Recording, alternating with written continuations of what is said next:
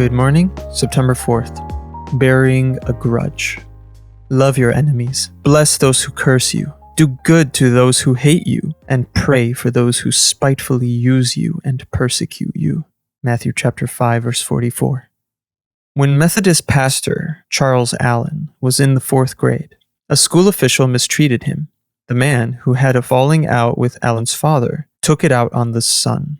Years later, during Allen's first pastorate, he heard that his old antagonist was seeking a job with area schools. Allen knew that as soon as he told his friends on the school board about the man, they would not hire him.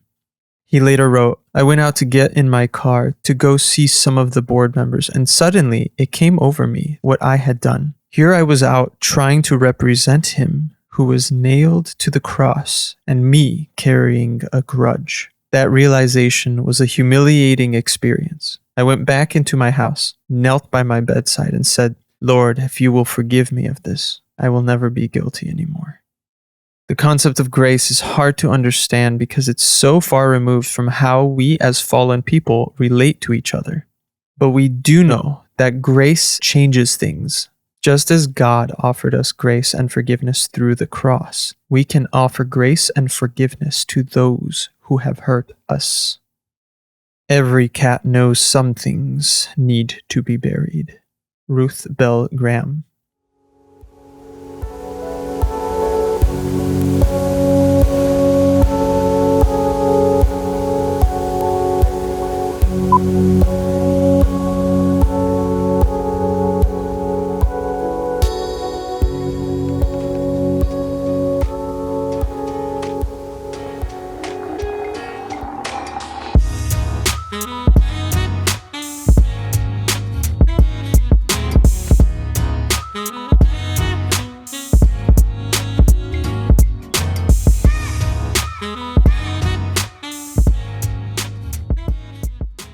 Good evening. Let wisdom control your life.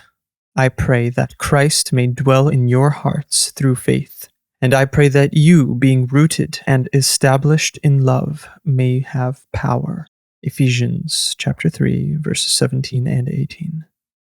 If you are aggressive, you reveal a restless soul and probably experience bitterness, frustration, and failure. Remember that life is not out to get you. Such thinking is often the result of disappointment and goals that have been blocked.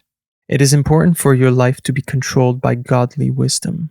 This wisdom is not the result of education, but it comes through the Spirit.